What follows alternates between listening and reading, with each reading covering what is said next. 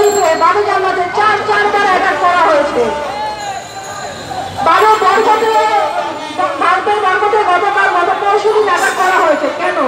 12 সালে সেখানে আমাদের যে ফোর্সরা ছিল, আর্মি ফোর্সরা ছিল, তারা সেখানে কঠোর একটা ভূমিকা পালন করছে, যে কারণে সেখানে হতাহতের সংখ্যা কম।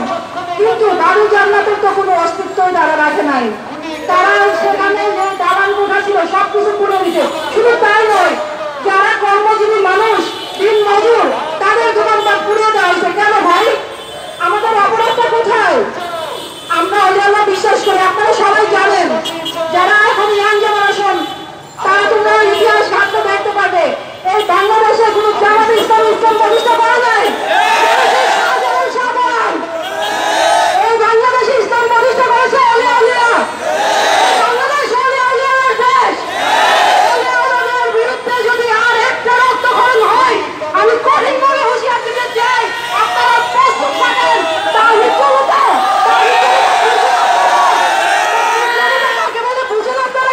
ইসলামের নামে আপনারা যে কলঙ্ক জড়াইছেন, ইসলামের নামে যে আমাদের ছাত্রদের উপরে আপনারা ব্যান দিচ্ছেন, তারা বলতেছে আমরা ছাত্ররা কিছুই করতে পারি নাই, আমরা দেশ স্বাধীন করতে পারি নাই। স্বাধীন দেশে আমরা আজ কেন পরাধীন? আমরা কেন রাসূলের জন্মদিন পালন করতে পারছি না? আমাদের জানেন নিরাপত্তা কোথায়? আমাদের এখানে তরিকতপন্থী ভাইরা যখন আমাদের সাহায্য দেখেন, আমরা তাদেরকে কিভাবে মুখ দেখাই? আমরা থাকতে আজকাল তরিকতপন্থী ভাইরা রক্তাক্ত হবেন। আছে কোনো উত্তর? কেউ কি পারবে না সঠিক জবাব দিতে? আমরা হাত জোর করে রিকোয়েস্ট করবো, যারা আন্দোলন করছেন, যারা বিভিন্ন বাজার, বিভিন্ন রোজায় অ্যাটাক করছেন, তারা এখন সাবধান হয়ে যান। এখনো সময় আছে, আপনারা আত্মসমর্পণ করুন, আপনারা আপনাদের ভুল স্বীকার করুন, আপনারা প্রত্যেক তরিকাপন্থী ভাইদের কাছে ক্ষমা চান, নয়তো আপনাদের অস্তিত্বকে টিকায় রাখতে পারবে না।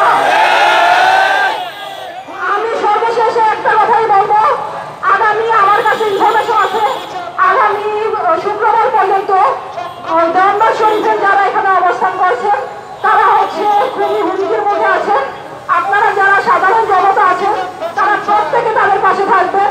যারা এলাকাবাসী আছেন, তারা তাদেরকে আশ্বস্ত করবেন।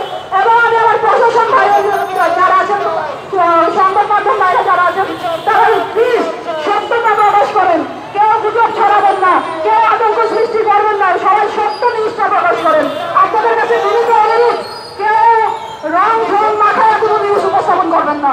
ভাই, আমরা কিন্তু সমস্ত খবর রাখি, আমরা ভার্সিটির স্টুডেন্ট, আমাদের কাছে এমন কোনো ইনফরমেশন নাই যে আসে না, কোনো না কোনো মাধ্যমে আমরা ইনফরমেশন পাই। সুতরাং আপনাদের কাছে বিনীত অনুরোধ, তরিকতপন্থী ভাইরা আমাদের উপরে আশ্বস্ত আছেন, আপনারা একটু বিশ্বাস ভরসা রাখেন, আমরা আপনাদের পাশে আছি। আসসালামু আলাইকুম। ধন্যবাদ মিস কান্তা।